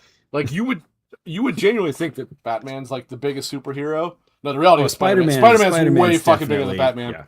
Spider-Man's way bigger. Spider-Man is one of those things where, like, even if you talk to people that don't know comics, they know who Spider-Man and they know who Batman is. There's certain things in, like, people who don't play video games, they know Mario. They just know Mario. They may not have played anything, but they know of the character Mario. It's the same with like movies. Everybody knows Spider-Man type of thing, or comics. Everybody knows Spider-Man. I think we've all seen it now. We were going to talk about it last week, but Nick was camping with his family. I needed one. Hey, just want to say, since I've been on the show, that was my first week off. It was. Yeah. Might have been, and now you're at the start of probation. We'll it might have been the start of probation again. Yeah, because you can't be concurrent. Probation is not a good idea. Hey, not a good idea. 90 days. That's what. Was it 12 podcasts? No, it's I don't think we said 90 days. It's a 90-year probation. Look, man, all I'm saying is, I'm after the creator 90 days, of this show, and I'm still on probation. Up, and then basically, I'm allowed unemployment after that if you fire me after the 90 days. You would get unemployment if you got fucking paid. I was going to say, you can try and squeeze blood out of a rock all you want, but it's not going to happen. I went and saw it. I personally loved it without getting into the details right off the bat. I think it's probably, of the Tom. What's that? Tom Holland. Of the Tom Holland ones, I would say it's probably my favorite. I think. I'll just say that going forward. Nick, what was your quick? Where's it quick standing for you?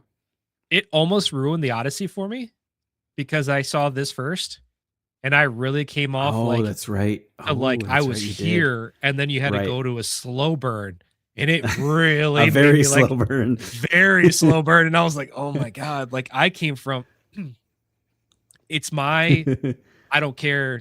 I no qualifiers. It is my favorite Spider-Man movie. Bar none. Okay. All right. And I, All right. right from the rip when they, the title intro screen, what Yeah. they did there, if you paid attention to that, that was, you just knew right away what you were in for. Yeah. And it set the tone for the whole movie. Yep. Rick, real quick, where does it land for you? So I'll give it a, out of like score out of 10, I'll give it a I'm gonna go 8.5, even though it's like my favorite. I'm gonna say 8.5. Nick, what's your where are you? 9. Okay. Yeah. Rick, 6. where are you at? Where are you at, Rick? A 6, but that does not at all. Okay. I mean, that's about not my opinion. terrible. When people say 6s, I hate it when people are like, it's dead, it's shit. No, yeah, no. 6 is. I have never said that, to be clear. That is never No, what I I'm said. talking about people in general. Like, No, if no, I they know, see I a know. video game reviewed for 6, they're like, it's dead. It's like, no, it's just, there's problems. But if you like that type of game or what it's based on, you'll probably like it. Maybe. But go ahead. Sorry. I might even go up to a 7 in terms of just ranking it as a movie. But yeah, I did not like it at all. All right. Well, let's, because. And I know. Oh, hey, it's Rick. He doesn't like anything. It's fine. Wait, It's fine. just wait, because I have fucking reasons. Okay. It's You like my always friend. do. One of just my saying. best friends is, he loves food. I love food. I could take that man to a fucking 10 out of 10 barbecue place, whatever, 5,000 reviews, 5 stars. Like, you son of a bitch. But Rick does love things. He loves lots of movies. He loves lots of games. Well, that's And the everybody's thing. Like, entitled their opinion. It's perfectly fine. Right. I am genuinely not the hater of things that people think that I am, because the reality is, in truth, I probably like things a lot more than most people do. It's just when I really, really like something, like Spider-Man, for example. And Real quick to interrupt you. I just saw that Panda said that he might go see it tomorrow, so I just wanted to say there probably will be spoilers, Panda. I'll tell you when we're about to spoil, so you're okay so until that point. Yeah. Go ahead. Sorry. I fucking forgot what I was saying. Oh, I tend to like things as a baseline more than most people probably do. But when it is something like Spider-Man, for example, that I really, really, really like, and it doesn't land for me, it tends to have the opposite effect, where it's almost like, it sours on me. But I have reasons for not liking this movie that are not as simple as I think it's a bad movie, because I don't think it's a bad movie at all. I just don't like it.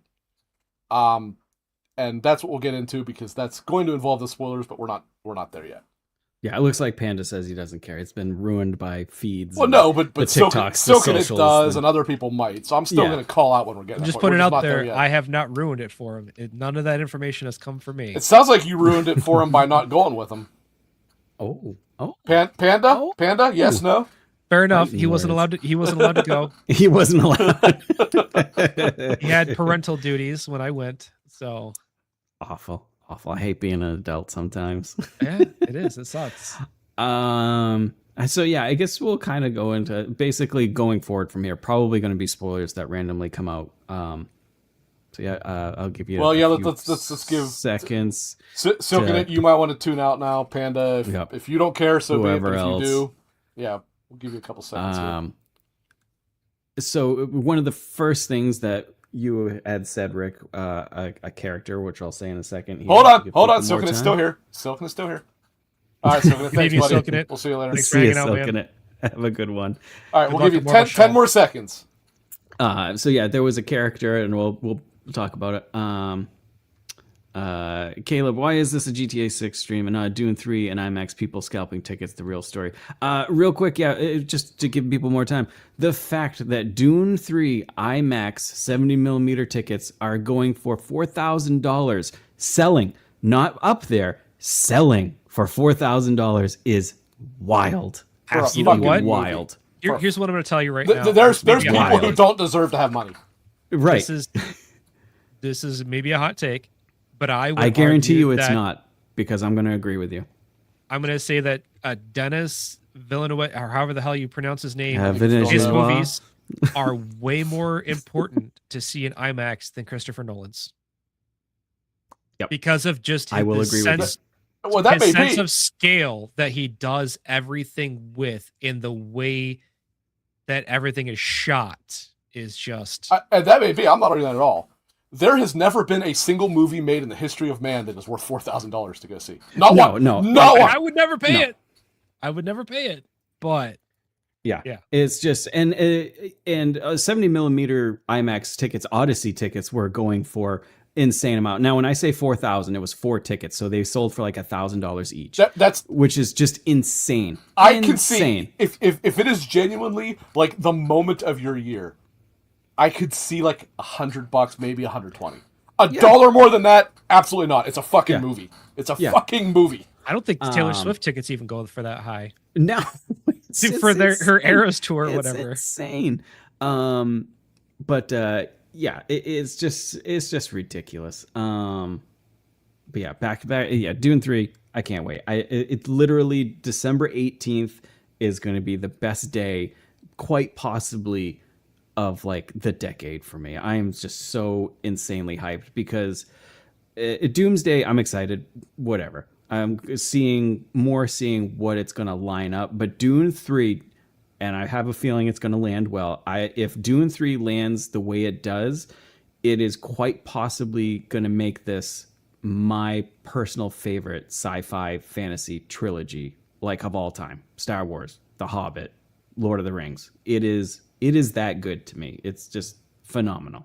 So yeah, I can see that. That's my case. But the thing for me is, and this is me, not you. I get that. That's fine. That's fine. I think I would rather schedule a root canal than be at a movie theater for like 8 fucking hours. or however long. Oh yeah, no, we got like a little break, but yeah, we are there all day. 9:30 for Doomsday. That gets out at like 12:30, depending on how many trailers. Then we're gonna go have lunch with Caleb, my daughter, and Ashley are gonna go, and then we'll go out, have lunch, discuss Doomsday, then go back. Hopefully I can buy a Dune 3 popcorn bucket that goes next to my Dune 2 one that's even more sexual than that one. And then, watch that. I hate the popcorn bucket shit. I fucking hate it. I know you do. I know oh you my do. God. I know there is nobody on earth that likes useless fucking tchotchkes more than me. And I hate the popcorn bucket thing. I like my sexualized Dune bucket. Oh, hey, I'm not gonna lie. I want to put this out there. Speaking of, you're going to the double feature, and we already talked about my previous double feature I had. I was very proud of myself because I only had like a 30-40 minutes between showings, and I was like, oof. Do I chance it, try to go grab food? And I didn't. And I was like, maybe I should take a quick power nap, but I didn't. So I went in and I bought popcorn and I bought a drink, and I was like, oh my God, am I chancing it? Because we're talking 7 hours. And the last thing, because there's so many times where the movie starts and someone gets up and goes, or in the middle of it, you're like, you're missing this. You just paid $12 for this. What the hell's wrong with you? Unless I was genuinely about to have it streaming down my leg, I cannot understand the people that get up and like I will wait. I'll be like crossing my legs. Just won't. I don't buy it. Even if it's a movie I don't like, I'm like, why would I get up and go to the fucking bathroom door on this? So I never buy anything. I literally go in there, and I guess, as the kids say, I raw dog it, essentially. Yeah. But and what sucks for me too is like, personal information to put out there, but whatever. It's part of the lore story here with spreading the nerd. Like, you shit your pants during the movie, didn't you? No, soda goes right through me. So if I have like a large soda, it like 40 minutes later, I'm like, shit, I gotta go pee.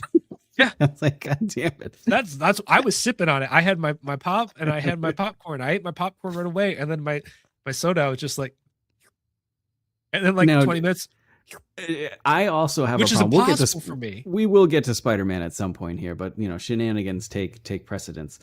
When you get in and you have popcorn, because I always have like a large or a medium popcorn, is most of your popcorn, because I get to a movie early. I don't know why. I have specific seats. I always get there early. I do too. I just do. I fucking hate the people that walk in when you're on like the last fucking oh my thing. God, yeah, I'm like, leave. Don't even come in here. Don't even come in here. Well, okay. Here, can I, real quick? Go ahead. How fucking annoying is it now that the movie doesn't start until like 30 minutes past when it says it's going to start. Like I show up 10 minutes early, 10 to 15 minutes early from when it says it's going to start. And that's only when it starts the new commercials. And then no. That's not even when it starts the commercials. That's when it starts the advertisements for the movie theater. Yeah. Yes. Thankfully, we don't have that because I don't go to AMC or anything. We have like knockoff theaters or whatever. I went to one AMC one time, and literally when when you buy your ticket or whatever, it's like you're gonna have like a half an hour of commercials before it starts. Yeah. At 6:30, but the movie doesn't start till 7. I'm like, what is this? Like, what the fuck? So mine is pretty good. Like up until like if I'll get there. Let's say the movie starts at 6. I'll get there at like 5:40. They'll have commercials, trivia running from like 5:45 until it's always your local 6 o'clock. Yeah, get your roof gutters fixed with go on the train and blah blah blah. See the mountains. What movie has Zendaya been in this year? Exactly. A, B, or C. Yeah, and then at 6 o'clock it'll be movie trailers and then the movie, but never a half an hour of commercials. Does your theater have the movie phone with the what's her face? She was in Tropic Thunder. She was like the news correspondent. Had the quick blurb. She was also. No, we don't have her. Also, gosh, who was a news correspondent in Tropic Thunder? I don't remember. She was also in that show. God, it's driving me. Mark Wahlberg. You got it. They made that show that they had like Vinny Chase and all of them. Entourage. She was in Entourage as well. Oh, is she that chick with that real weird name, like Emmanuel something or other? Oh man. I don't know.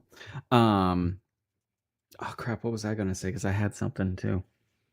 Shit. I just keep interrupting.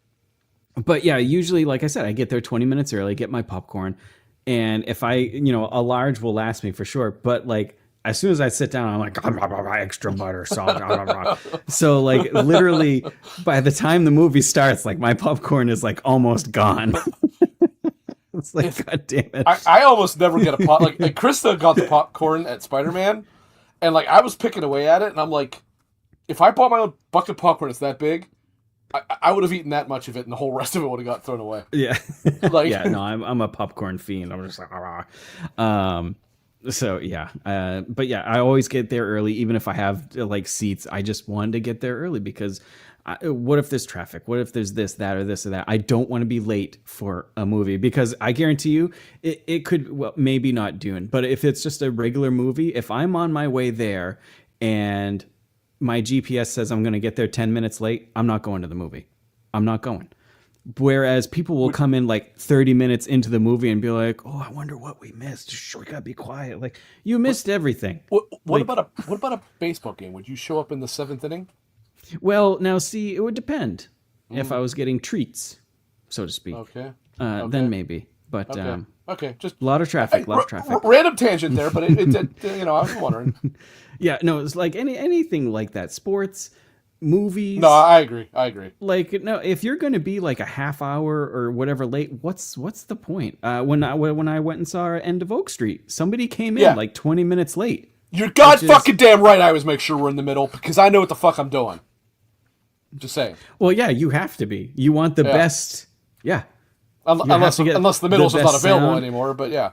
When we go to the movies, Ashley's always like, "Why are we always like right here?" And I'm like, "Because the sound system, we're in the middle of the sound system." That's like, right. That's why. Like, you're damn right. And we have a question. If I'm paying for this, I have never walked out on one. However, I was in New York and Ashley was on a business trip. So I went to a movie while she was in a meeting. And had I not been in New York, I would have walked out of this movie. And I think it was Resident Evil Revelations. It was one of the last ones. With Mila Jovovich? Yeah, and it was... Was it the one where they were in, like, New Vegas or something like that? Yeah, and they had, like, the the airships and shit or something, if I remember correctly, and I wanted to walk out so bad. I didn't. Oh my god! No. We need Soaking It Back because that's fucking bannable shit right there. Caleb, District 9 is fucking amazing. Literally such a great friend, and I am so excited Neil to Blomkamp go fanboy to the movies with this man. Oh my god, I feel sick to my stomach right now. You bring that type of shame to my house. Yeah, that's not a good look.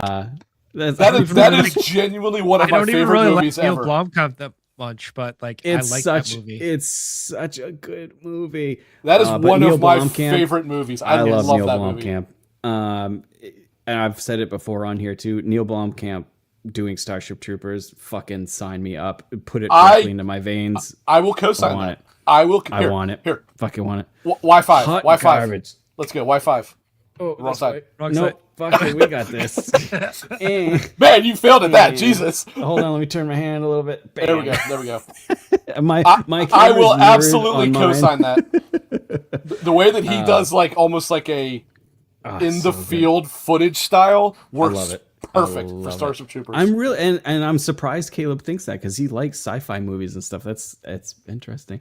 I love that movie. I'm not gonna try and dwell on it. Back to Spider-Man 10-15 minutes later. So one of the characters that Rick said that he did not like, I want to know if it's the actress or just how it was portrayed, but Jean Grey. Why did you not I believe you said that you didn't really like her. I don't know anything about Sadie Sink, so it didn't have anything to do with her in particular. And I mean, her acting was okay. I didn't like the way that character was written at all. It's also kind of a bastardization of what her powers are. I mean, she is a telepath, but her real strength is in telekinesis. And I fucking hated what they did with her. That whole like brain hopping thing was the dumbest fucking thing I've ever seen. And the stupid ass effect, or not effect, but the way that people acted for it, which I don't know what else they could do, but the whole like that was just so fucking stupid. But you're kind of getting ahead here a little bit. So I guess if we're gonna jump right into it, my biggest issue is this was okay. Let me back up a little bit. So to prove, first of all, that I'm not just a hater of everything, I loved all three Tom Holland movies. Not counting this one. No Way Home, a little less so, but I didn't hate it like the internet seems to do now. I thought it overstretched itself a little bit, but I still did like it a lot. I think Homecoming is probably one of my 2 or 3 favorite comic book movies ever made. Homecoming is really good. I love Homecoming, and I really, really, really liked Far From Home, especially because Mysterio is one of my favorite villains, and I loved the way they portrayed him in that movie. Yeah. I thought really doing the drones thing was absolutely a genius way to make what is frankly a ridiculous villain into an actually like threatening thing. And I actually really like Jake Gyllenhaal in that role. He's a great actor. He is. I've always liked Jake, and I really liked. And I really liked how he portrayed Mysterio. It's Devil Boy's fault. Then we get into No Way Home, which again, very good.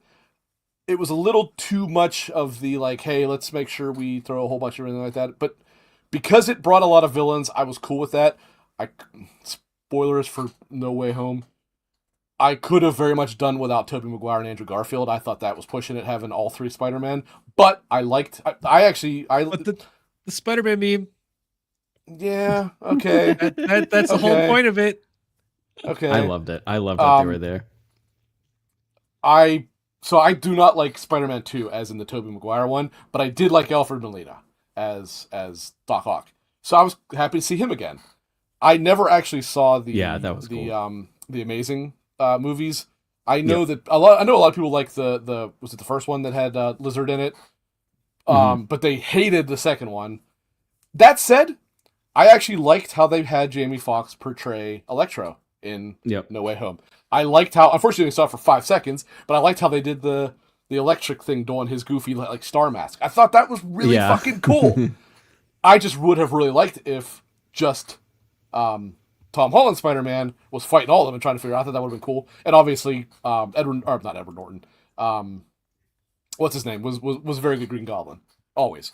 And I actually thought that it was very, again, more spoilers, I suppose, for No Way Home, but I thought it actually was fairly emotional when Aunt May gets killed. I actually thought that and I thought Tom Holland did an extremely good job acting when he was, sad and all that stuff, right? So to be clear here, I even having questions about this, I went in with confidence because I have really liked the Tom Holland one so far. I think people that like anybody more than him, I think the people that like anyone more than him as Spider-Man are fucking nuts, but to each their own. He's got the boyish charm. He does. Yeah. And there was two things going into this that had me actually positive about it. First and foremost, one of my other favorite villains is Scorpion. Now, we'll get to that in a minute. So I was very excited to see Scorpion, and I was very, very excited to see Scorpion in the suit, even though he didn't have the mask on. Right. And also, I love Michael Mando. So I was so good. When I rewatched Homecoming and somehow didn't realize that he was Matt Gargan, I was like, "Oh fuck yeah, that's awesome!" I was so excited. So I saw him, and they showed it. Oh, yeah, what's up? I was just gonna, when you get to a part that you're leading up to, I do have a quick aside to say, to add on to what you got to say with your. Oh, okay. Where you're gonna ramping up towards, right? Yeah. And the other thing was, I actually was happy. But first of all, I actually did like how it picked up from No Way Home. So, yep. To be clear, I actually do like the Spider-Man elements of this movie, which sounds weird, but fucking just take the ride with me here. I like the continuation where he's alone and all that stuff, but specifically what I'm saying this for is I really liked how now he wasn't using Stark Tech anymore. He was using his own suit. I was like, yes. Like, not that I had an issue with the Stark Tech, but I'm like, now we're getting into real Spider-Man. Thank you. This is exactly what I wanted. And at the start of the movie, I was like, okay, this is exactly what I want. So I'm going to pick a very specific moment here. I was like, this, right off the bat, at the start, I was like, this gets Spider-Man. Because, so, I'm going to ask you guys if you ever picked up on something. There is something that I would say Homecoming and the start of this, and maybe ever so slightly in Far From Home and No Way Home, does better than almost any other comic book movie because they all seem to forget to do this. Do you know what it is? No. Think they look too big picture instead of small picture. They always have them, and I'm not talking Avengers, because Avengers, obviously, that's the fucking point. It never is them fucking protecting people. It's always just them fighting. And the Spider-Man movies, they have got that. Like, so I don't know if I told you this before. Small potatoes. I mean, this one does focus on a smaller level. But, like, I liked how it started with him fucking protecting New York. It started with him protecting people. Yep. My favorite, this is going to sound crazy, but bear with me. My favorite Spider-Man movie sequence of all time is from Homecoming. And it is when he's stopping the ferry from getting cut in half. That's fucking amazing. I'm like, that got Spider-Man more than any other sequence in any fucking Spider-Man movie of all time did. And they started with that with him protecting the people of New York. And like, specifically what I like about Spider-Man is how he, like, so the part in the beginning of this that I'm specifically referring to is when that APV or whatever it is bowling through the building, and he has to stop it while also preventing the people from getting hurt. Specifically when it is in the building and he has to loop around it, stopping it, but also getting the guard out of the way. I'm like, that is something that, first of all, every single Batman movie ever made has completely missed. Every single one of them, even The Batman, which I love, doesn't have that. It's always just him fighting the villains. God knows the shitty-ass Nolan movies completely miss that. He's never fucking protecting anybody. Unless they're a specific name person or whatever. But the Spider movie, I'm like, that is what it is. It is supposed to be them protecting people. I'll give Captain America a pass on this. He protects Joffrey. Don't forget that. Joffrey? What the fuck are you talking about? Yeah, the little kid that plays Joffrey in Batman Begins. He's a little boy. Well, right, but he's with what's Rachel, his name's son. He protects. He's what's his name's son. That's what I'm saying. They don't just protect random people. They protect fucking people they know. Like, that's so stupid. And now, I'll give Captain America a pass on this, because Captain America is obviously about, like, being in a war, so that's a different fucking thing. But he saved a bus full of people in Avengers. Okay. Not to interrupt, but it's kind of funny. We're talking about Spider-Man, and they just announced the limited collector's edition steelbook for Spider-Man.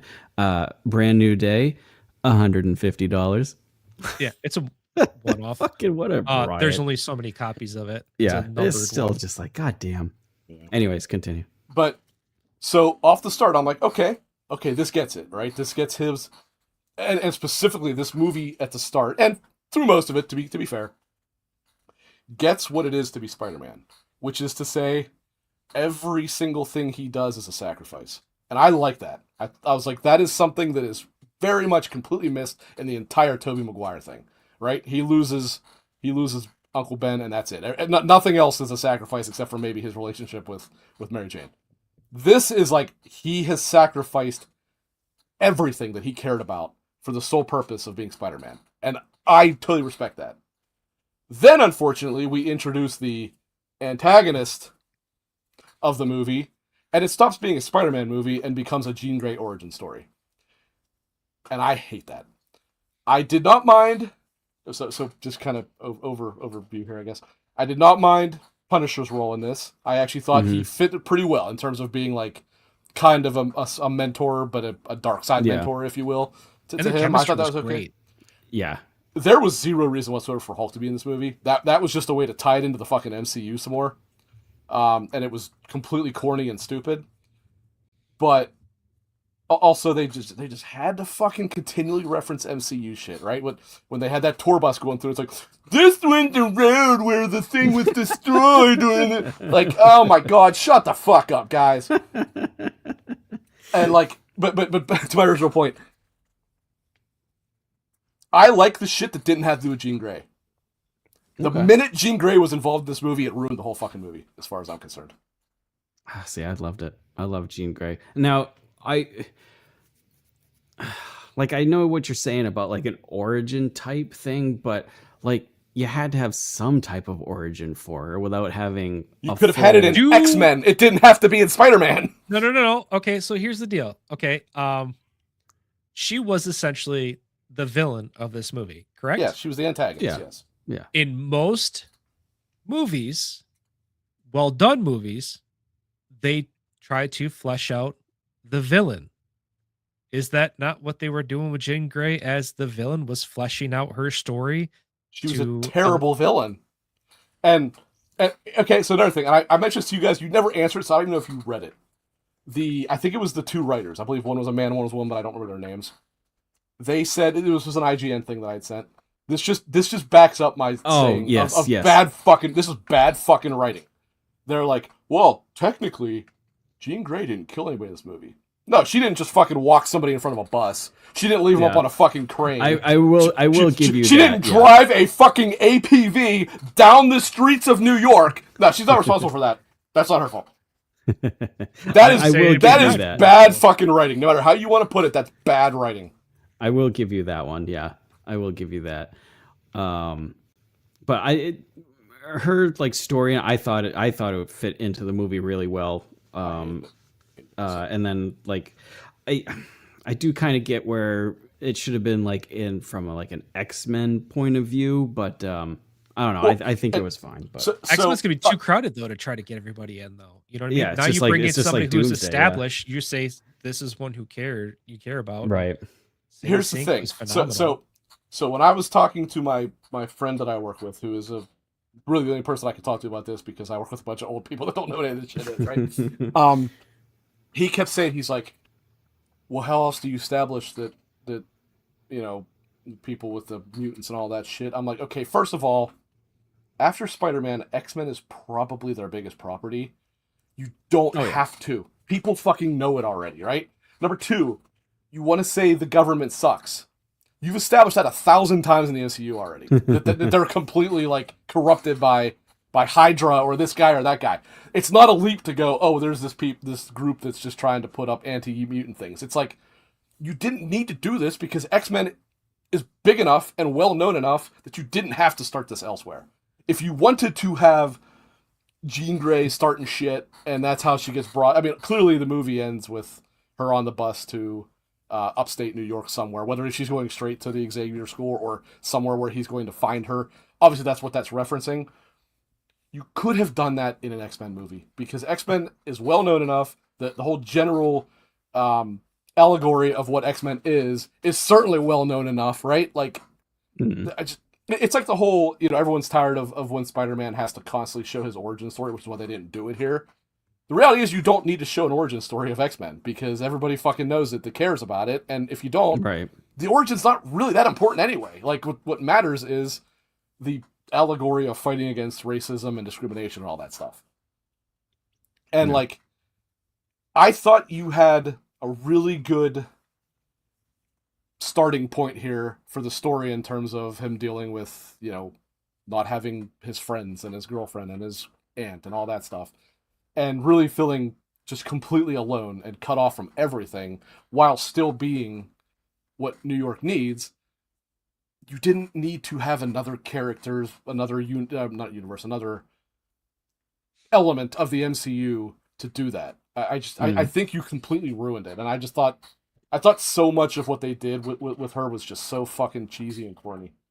You can disagree, that's fine, but that's where I come from, and it genuinely, and I want to be also to be honest about something. After Spider-Man, X-Men is my next favorite thing. I love X-Men. I think I like X-Men more than I liked it until it got fucking insane with like the genetics and all that shit, or not with the genetics, but with the like almost having to understand genetics to know what the fuck it was talking about. But that said, Jean Grey also is a character I never liked. I love the X-Men. I hated Jean Grey. So just in general, it wasn't off to a good start already. No, it really wasn't. I think the thing that bothered me most about this film wasn't even the film, but it's the fandom. And once again, TikToks, Reels, and stuff, and people are like, they're showing, her drawing Spider-Man and stuff, and they're like, oh, she remembers him because she's drawing the suit from his last suit, or they had video of him being Spider-Man, even if they don't remember who he is. Is like people, they're like, oh, they're getting the memory back, and it's like, no. It's just Peter Parker they don't remember. They know Spider-Man. Right. They know Spider-Man. They just don't know Peter Parker. It does clearly end with Ned starting to remember something. Yeah, or is that just muscle memory? No, I think he does remember. There was it was muscle memory that unlocked something, and he took one look and realized. Okay. Yeah. All right. Because even at the end, he goes like, and I like that. I do not have an issue with that. I totally like that. Yeah. Now that said, I agree with that MJ. I don't think she remembers him. I think it's clear she tries to and simply cannot. Right. Whereas with Ned, I think it indicates that maybe he does remember something there. Because she sees enough there with Ned and Peter to realize he wasn't lying. She knows that he's not full of shit. That it actually is true. Right. She just doesn't remember him as the person that was underneath the suit there or whatever. And they're like, oh, like I said, she was drawing him in his old suit. And then they were like, oh, well, she was on the roof. And it's like, yeah, because she hung out there with Ned. And she just doesn't remember this person. Like, and so many people are just like, no. And there's like even in their not remembering him, there's plenty of in-universe footage of him using that suit. So that's a ridiculous statement. Yeah, it's just crazy.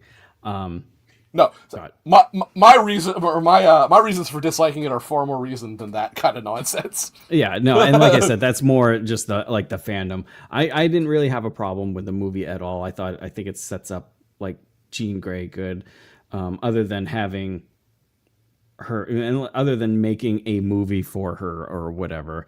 I thought they did it good. I thought the acting was really good. I wish we did see more Scorpion. Oh yeah, I was about to say I didn't get back to that. I love that character. What a fucking cock tease that was. He wasn't even in the movie for 5 minutes. Yeah, that sucked, and that sucked. I thought he was going to be more of a major part, but yeah. Nick, what were any favorite parts for you in the movie or anything, or parts that you didn't like, or? Okay, so I will start off with the two things I will agree a little bit wasn't big on. The one was, again, and I get why they did it, right? Because it was the perfect bait and switch, right? A lot of the lead up was Scorpion focus. And Yeah.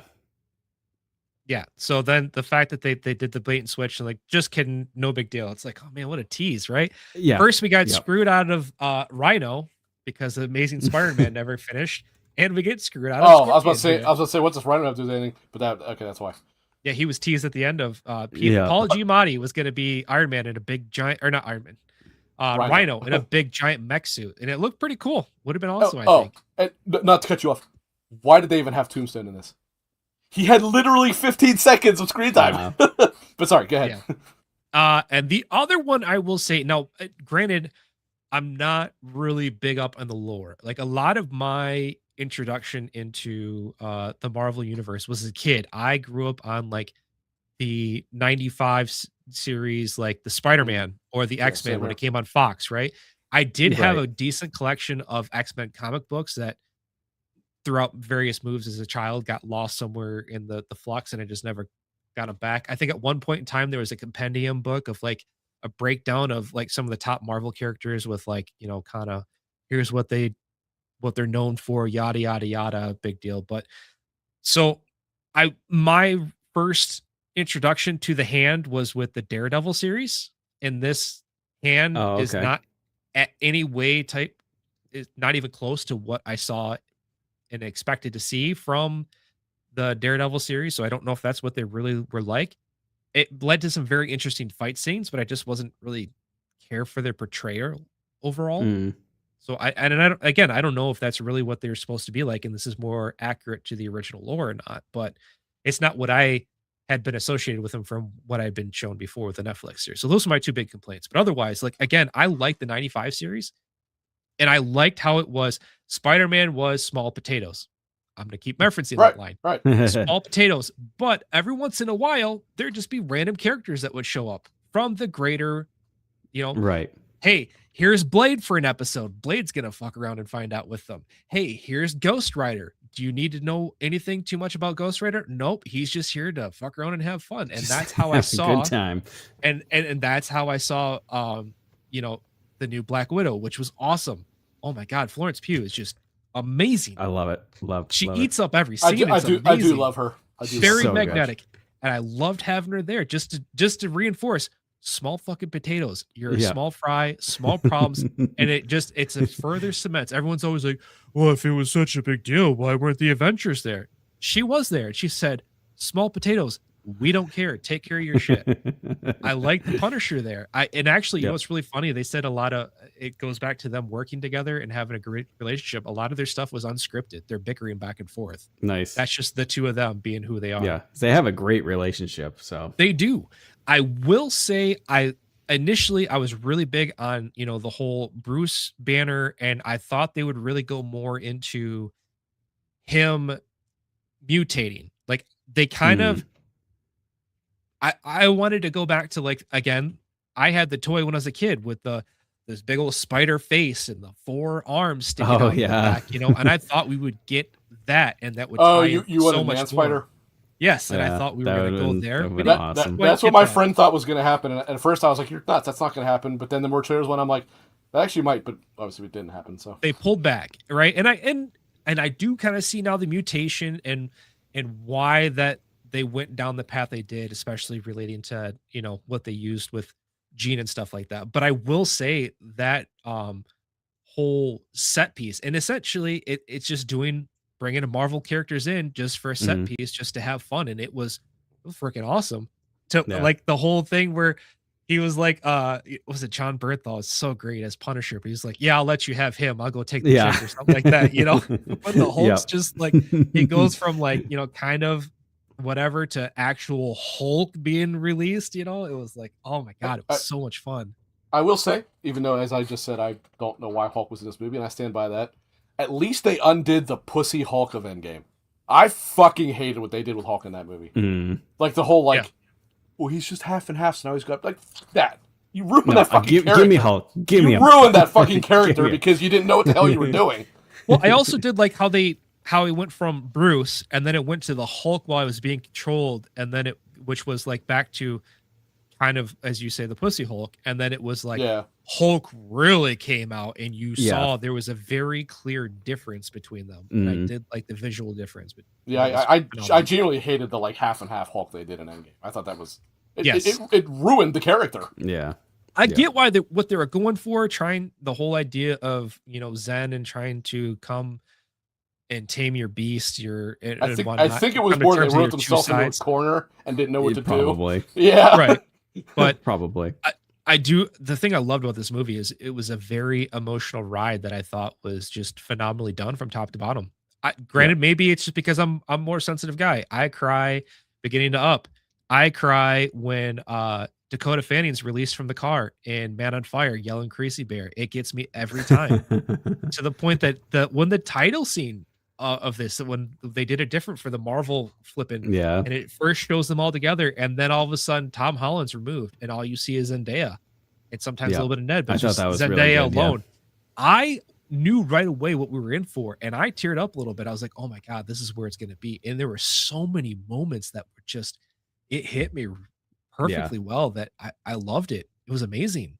But and that's what I said. Stuff too. I liked that element of it. I liked that, like, you actually had to feel for Peter. Like, that's why we didn't need Jean Grey in this movie. We really did not. There was enough material here to have Spider-Man himself focus on his own issue whilst fighting Scorpion or whoever. You didn't need to fucking have Jean Grey's origin story in this. It's fucking so frustrating. And I'm gonna say, so I see Panda said Marley and Me. The damn dog in I Am Legend. That is one of those brutal fucking things. The I Am Legend one's rough. That is fucking brutal. Yep. That one's rough. Yeah. Yeah, I don't know. I actually, like I said, I enjoyed Jean in there. I enjoyed Sadie Sink as Jean, and I'm not gonna lie, I'm intrigued now more than I was to see what they do with X-Men. Just because they're taking an interesting take, and it's not she's different. But similar, not same. Yes, same, but not same. Yes, exactly. Yes, oh yeah, I guess by the same token, seeing the casting that we've seen for X-Men, probably it's not so much the casting as much as it is the characters has me less interested. They're definitely than I would have been. Changing it up for sure. It seems. The characters I liked from X-Men are not going to be in this movie. It seems. Sadie Sink over here. It's like, man, what the heck? What's going on? And then, oh my gosh, the casting of Rogue. We can't even get started on that because I'll be here for a while. We've already been here 2 hours. But anyways, that's our Spider-Man take. We're still friends, I'm sure. I think your movie with the or your video with the movie guy is probably reversed. Now you want to take me out and fucking shoot me. It's a Spider-Man. What movie is that even from? I have no idea. It's for Dune, but it's why no. I mean, like, what movie is that sequence from? It's like, just a skit. It's a skit. It's a skit. Oh, okay. A session. That's the guy who, he used to be like a comedian director. He's still okay. I thought it was an excerpt from a movie. I didn't know. It's from it's a skit. I'll send it to you, Chris, after we're off here because it's actually pretty funny. It is really good. Yeah. I guess we can start people's weekend off, even though I'm working this weekend again because I'm a glutton for punishment. But that's it. I'm like done. I'm so friggin' tired. I've been working every Saturday for like almost a month now. It's like, okay, I'm done. Making money.